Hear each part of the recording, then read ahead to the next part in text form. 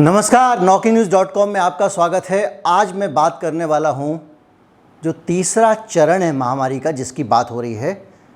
विजय राघवन भारत सरकार के top adviser जो हैं, साइंटिफिक एडवाइज़र, जो वैज्ञानिक सलाहकार हैं भारत सरकार के, उन्होंने कहा है कि तीसरा चरण जो है महामारी का, उसे टाला नहीं जा सकता। It is inevitable.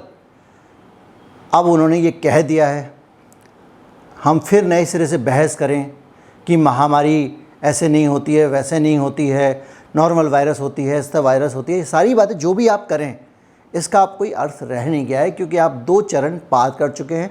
तीसरे चरण की बात हो रही है और जो कुछ उपलब्ध सामग्री है उसके आधार पर जो सरकार कह रही है, उसके बीच में से आगे का रास्ता कैसे हो, उस पर बात करनी पड़ेगी। तो आज का जो वीडियो है वो मेरा इस पर है कि अगर तीसरा चरण आएगा तो वो दूसरे चरण से, जैसे मीडिया वाले कह रहे हैं, दूसरे चरण से भी ज़्यादा खतरनाक हो सकता है, घातक हो सकता है, और 50 बातें की जा रही हैं। मैं ये बताना चाहता हूँ कि जो दूसरा चरण आया है, इससे भी आधा घातक नहीं रहेगा अगर ये 2, 4, 5 बातें जो मैं बताने वाला हूँ, इस पर अमल कर लिया जाए, सरकार इस पर अमल कर ले और हम अमल कर लें।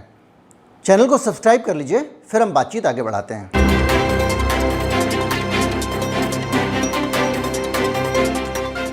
विजय राघवन ने जो शब्द इस्तेमाल किया है वो शब्द है थर्ड वेव, यानी तीसरी लहर। मुझे लगता है कि जब लहर आती है तो उसको रोका जा सकता है। अभी क्या हुआ, अभी तक हमारे मामले में जो हुआ इस देश में, वो ये हुआ कि एक बेसिक गड़बड़ी जो मुझे लगता है देश में नहीं पूरी दुनिया में हो रही है नीति के स्तर पे, वो ये हो रही है कि एक दुश्मन जो लाखों तरफ से हमला कर रहा है, उसके लिए आप बॉर्डर पर सीमा सजा के बैठे हुए हो।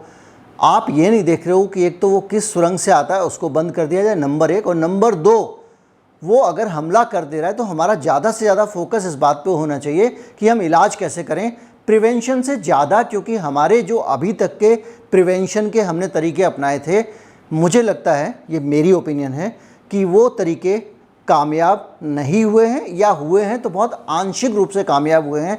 दोबारा आप लॉकडाउन लगा दीजिए, सब कर दीजिए, लेकिन मुझे लगता नहीं कि इस बीमारी को आप रोक पाएंगे। तब कैसे रोकेंगे, एक जिम्मेदारी ये भी बनती है।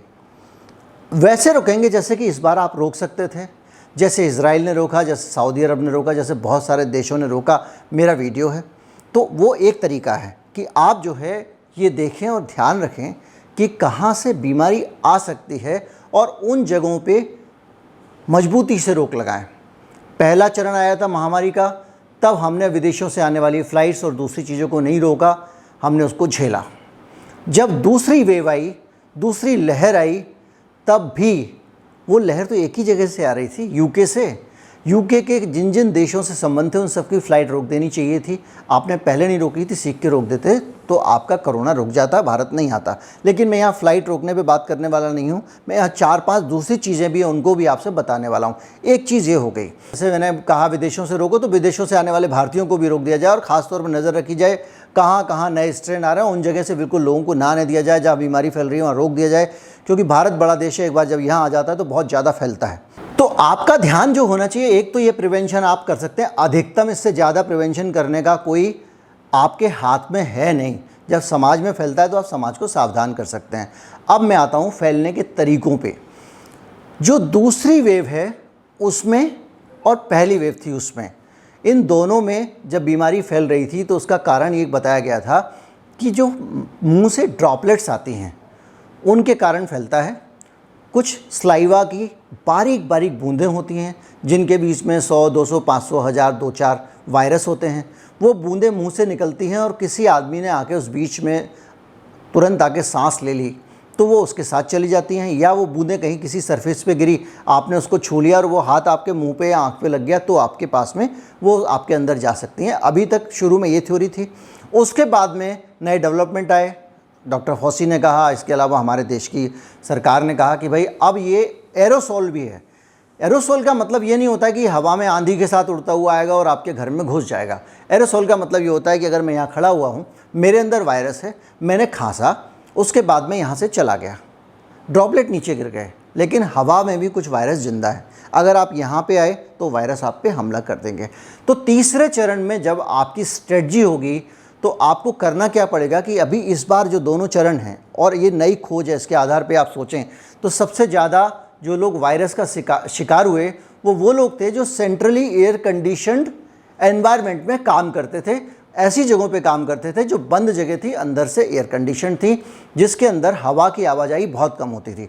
विद्वान लोग कह सकते हैं कि साहब एयर कंडीशन का आप कैसी बातें कर रहे हैं, एयर कंडीशन जो है उसकी हवा, उसको फिल्ट्रेशन होता है, उसके अंदर हीपा फिल्टर लगे होते हैं, कुछ लोग उसको हेपा फिल्टर भी कहते हैं। तो जो हीपा फिल्टर होते हैं उनके ज़रिए जब छन के हवा आती है तो वायरस कैसे आ सकता है। पहले ये माना जा रहा था कि हीपा फिल्टर क्या होता है, एक तरह की छन्नी है, जैसे आप चाय की पत्ती छानते हैं, जैसे आप मछली पकड़ते हैं जाल के ज़रिए, तो आप जाल डालते हैं उसमें मछली फंस जाती है। तो हीपा फिल्टर में क्या होता है कि वो मछली बहुत छोटी है और जाल का छेद बड़ा है। तो अभी तक वो क्यों नहीं मान रही थी सरकार छेद बड़ा है, इसलिए नहीं मान रही थी कि वो मछलियाँ जो है एक पानी के जो ड्रॉपलेट के अंदर रहती थी और वो ड्रॉपलेट हीपा फिल्टर से पास नहीं हो सकती थी, क्योंकि वो पूरी थोड़ी बड़ी बूंद हो जाती थी जिसमें 50-100,000 वायरस होते थे। लेकिन जब वो एयरोसॉल में आ गया तो इंडिपेंडेंट यानी अकेला यानी सिंगल वायरस भी हवा में उड़ सकता है। अब हीपा फिल्टर का जो छेद है वो वायरस से कई गुना बड़ा है, वहाँ से वो पास हो सकता है। यही वजह है कि आपको कहा जा रहा है कि आप जो मास्क लगाते हैं आप डबल मास्क लगाना शुरू कर दीजिए, क्योंकि अब एयरोसॉल के ज़रिए आ रहा है तो छोटा हो गया उसका पार्टिकल, वो आपके मास्क के छेदों के अंदर से घुस जाएगा। बहुत सारे लोग पहले भी कह रहे थे कि मास्क वायरस के साथ साइज से बड़ा है, लेकिन वो इस बात को नहीं समझ पाते थे कि ये वाटर ड्रॉपलेट के साथ उसमें घुला हुआ जा रहा है, तो ड्रॉपलेट को रोकने के लिए एक सादा कपड़े का मास्क काफ़ी है। लेकिन अब और ड्रॉपलेट स्टिकी भी होती है, उसके सरफेस टेंशन के कारण अगर किसी कपड़े से निकालें तो चिपक जाती है उस पर। अब एरोसॉल है तो आपको उसको जो है डबल मास्क लगाना पड़ेगा, सरकार भी कह रही है। तो सबसे पहला काम ये करना चाहिए कि जो ऊपर के फ्लोर, जो इस तरह के सेंट्रली एयर कंडीशन एनवायरनमेंट है जहाँ पे भी, चाहे वो सरकार के दफ्तर हों या निजी हों, उन दफ्तरों को या तो बंद कर देना चाहिए या उनके अंदर कुछ हवादार सिस्टम करना चाहिए। जो रिहायशी इलाके हैं जो सेंट्रली एयर कंडीशन है उनके अंदर भी ये व्यवस्था करनी चाहिए। और जो एयर डक्ट एक दूसरे से लोगों को जब मिलाते हैं या जो कॉमन एरिया है, जो लिफ्ट वगैरह हैं, उसमें सावधानी डबल कर देने की ज़रूरत पड़ेगी। एक तो सुझाव मेरा ये है। दूसरा सुझाव मेरा ये है कि इस बार आपने देखा होगा कि बहुत सारी संसाधनों की कमी पड़ रही है। संसाधनों की कमी पड़ रही है, इसके लिए बाकायदा ICMR की गाइडलाइंस हैं कि आप संसाधनों को क्या करना है, आपको संभल के इस्तेमाल करना है।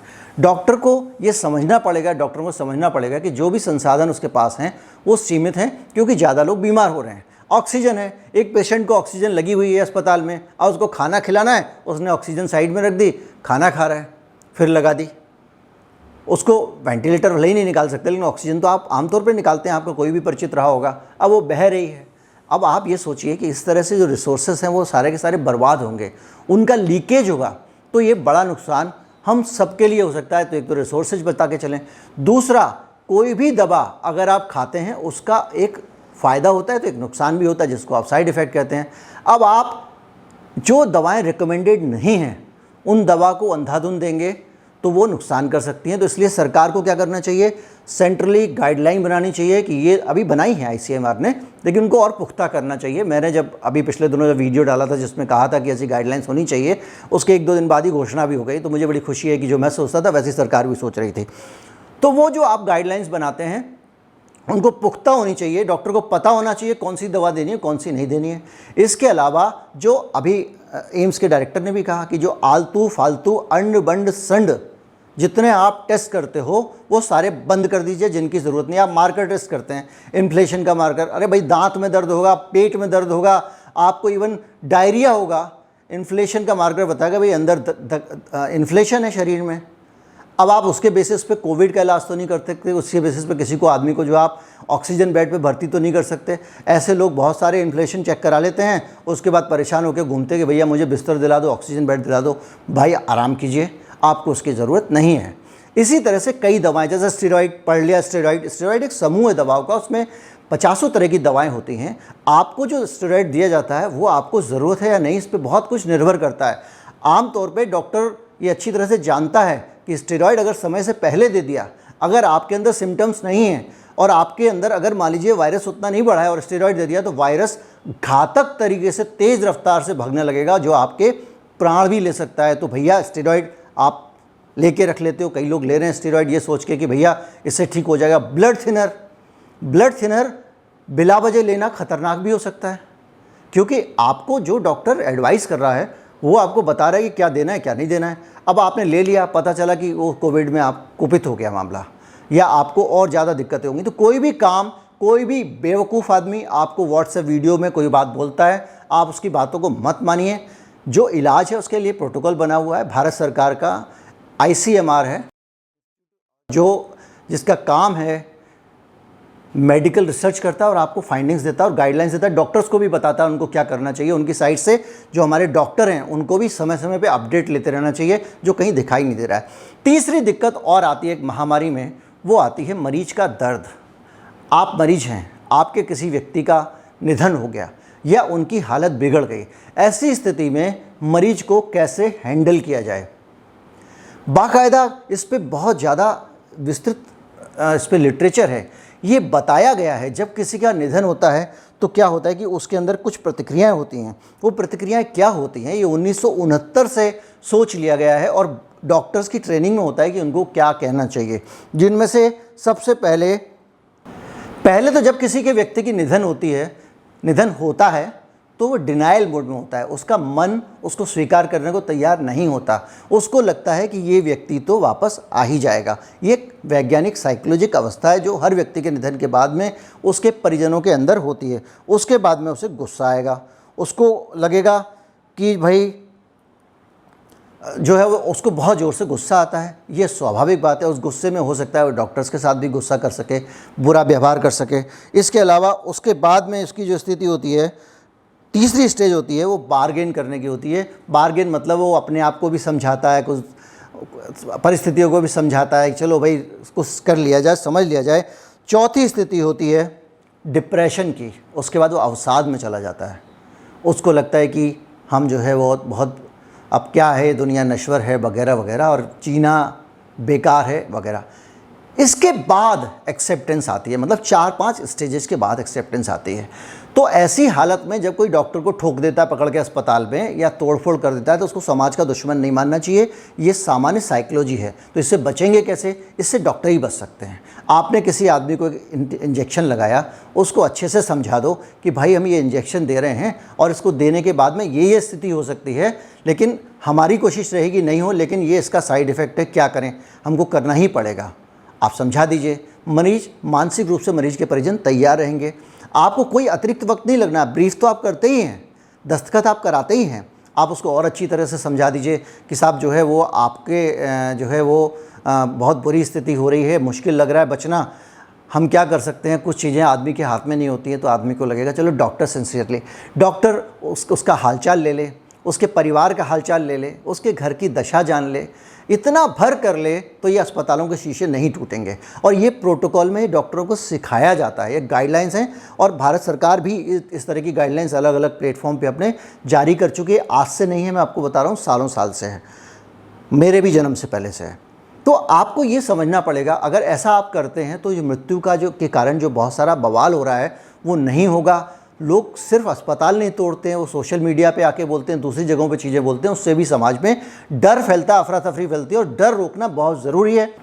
डर रोकने के लिए सरकार को एक काम और करना पड़ेगा कि जो अस्पताल के अंदर हो रहा है, वार्ड में हो रहा है, उससे जितना अधिक हो सके पेशेंट को अवगत कराते रहें। एक तो ये है, अगर और दूसरी चीज़ ये है कि उसकी जो दवाएं हैं वो सुरक्षित तरीके से पेशेंट को लग जाए, उनकी चोरी ना हो, ये सारी बातें उसको बताते रहें। और आर्थिक दृष्टि से भी उसको समझाते रहें, भाई इतना खर्चा आ जाएगा, अभी हम लोग को ये दवा लानी पड़ रही है, अगर हमारे पास ये कम पैसे का विकल्प भी है, आप चाहें तो हम ये भी दे सकते हैं। ये सारी बातें समझाई जानी चाहिए। अब पैनिक की बात, सोशल लेवल पे पैनिक, जिस तरह से मीडिया डराता है, जिस तरह से लोगों को घबराता है, उससे बचने का एक तरीका और भी है कि जो शमशान घाट में लाशों की आप भीड़ दिखा रहे हैं, उससे बचने का एक तरीका है। एक परंपरागत तरीका है कि लोग अपने परिजन के शव को लेकर अपने गांव, अपने घर, अपने देश जाते हैं, वहाँ पे उनका अंतिम संस्कार करते हैं। सरकार ने अभी नया कोविड प्रोटोकॉल आने के बाद में क्या किया कि जो बॉडी हैं उन बॉडीज़ को उनको परिवार को देना बंद कर दिया। परिवार के 4-5 लोगों को बुलाइए और सरकार अपने गाड़ी में लेके जाएगी शमशान घाट पे और वहाँ आप अंतिम संस्कार करिए। ऐसी दशा में क्या हो रहा है कि बहुत सारी अफवाहों को और गलतफहमियों को बल मिल रहा है। समाज में लोग, कोई ये कह रहा है कि अंग निकाल लेते हैं, कोई ये कह रहा है कि साहब जो है वो हमको पता ही नहीं चला, हमको शक्ल नहीं देखने दी वगैरह वगैरह। अगर बेहतर हो कुछ अच्छे लीक प्रूफ बॉडी बैग बनाए जाएं जिनके अंदर मरीज का चेहरा देखा जा सकता हो। और अगर जैसा कि कई लोगों का दावा है, सही भी हो सकता है, गलत भी हो सकता है, मैंने इस पर रिसर्च नहीं की है, तो अगर हम उस पूरे बॉडी बैग को, अगर शरीर से, मृत शरीर से वायरस हवा में नहीं उड़ते हैं, नहीं आते हैं, वो चूँकि रेस्पिरेटरी सिस्टम में रहते हैं, एक ये विचार है, और वो जब फोड़े सिकुड़ेंगे और वो नहीं होंगे तो कैसे हवा में आएंगे। अगर ऐसा होता है, नहीं होता है इन्फेक्शन, तो परिवार को आप शरीर दे सकते हैं कुछ खास बॉडी बैग में रख के प्रिजर्व एनवायरनमेंट में। उसका फ़ायदा ये होगा कि ये जो क्या हो रहा है कि जो बड़े शहर जहाँ पे इलाज है, जहाँ पे ज़्यादा अस्पताल है, वहाँ पे जो इलाज के लिए आता है उसका अंतिम संस्कार वहीं होता है, और उसके कारण बड़ी संख्या में शमशान घाटों में भीड़ लग जाती है। और उससे ये संदेश जा रहा है समाज में कि बहुत सारे लोग मर रहे हैं, शवों की लाइनें लगी हुई हैं, जो कि समाज के लिए अच्छा नहीं है, देश के लिए अच्छा नहीं है, देश का मनोबल कमज़ोर होता है। हम पहले ही भारत एक दुनिया का सबसे ज़्यादा डिप्रेस्ड देश है, सबसे ज़्यादा डिप्रेशन यहाँ होता है, अवसाद होता है, 60% के करीब आबादी विद डिप्रेशन के शिकार है। तो ऐसे देश में इस तरह की सूचनाएं खतरनाक हो सकती हैं। तो मेरा मानना ये है कि ये जो 360 डिग्री अप्रोच है, पहले आप आने से रोकिए वायरस को, उसके बाद आप इलाज पे ज़्यादा ध्यान दीजिए। ये कर्फ्यू वर्फ्यू लॉकडाउन लगाने से ज़्यादा लोगों को एजुकेट करिए, इलाज पे ध्यान दीजिए, लोगों का विश्वास बढ़ाइए। जो नेताजी लोग बयान देते रहते हैं उनको कहिए हटिए यहाँ से, जो बात करेंगे वो हमारे वैज्ञानिक करेंगे, डॉक्टर करेंगे, उनकी बात लोग ज़्यादा सीरियसली समझते हैं। ये सब करिए और आलतू फालतू की टेस्ट और दवा पे रोक लगा दीजिए, एक पहले से खुद बना के दे दीजिए कि ये हमारा प्रोटोकॉल होगा, यही दवा देनी है। इस सब को करने के साथ में लोगों का विश्वास हासिल कीजिए, समाज में डर फैलाने वाले जो कारण हैं उनको दूर करिए। मुझे लगता है तीसरी लहर में इतने ज़्यादा लोग नहीं मरेंगे, ये करना आसान हो जाएगा। नमस्कार, जय हिंद। आज का वीडियो बहुत कंस्ट्रक्टिव था। बहुत सारे लोग मुझसे कहते थे कि समाधान जो है वो दिखाइए, समाधान क्या है, सॉल्यूशन क्या है, समाधान क्या है, सॉल्यूशन क्या है, ये बहुत मैसेज आते थे। इस बार मैंने समाधान दिया है, समय रहते दिया है। मैं आपको बता दूं कि जब लंदन से फ़्लाइटें यहाँ घुस रही थी तब भी मैंने वीडियो बना के वार्न किया था कि साहब आप ये फ़्लाइट रोकिए वरना तबाही आ जाएगी। मेरे चैनल पर वो वीडियो है। उस ज़माने में वीडियो मैंने जनवरी फरवरी या मार्च की बात है, वीडियो डाल दिया था। मैं ऊपर उसका लिंक लगाता हूँ कि आप जो है मत आने दीजिए, फ़्लाइट्स रोकिए। सरकार नहीं मानी। अब मैं फिर सकारात्मक सुझाव दे रहा हूँ। उम्मीद करता हूँ सरकार के कानों तक बात पहुँचेगी और वो कुछ बेहतर करेंगे इस बार, और ये देश सुरक्षित रहेगा। नमस्कार, जय हिंद।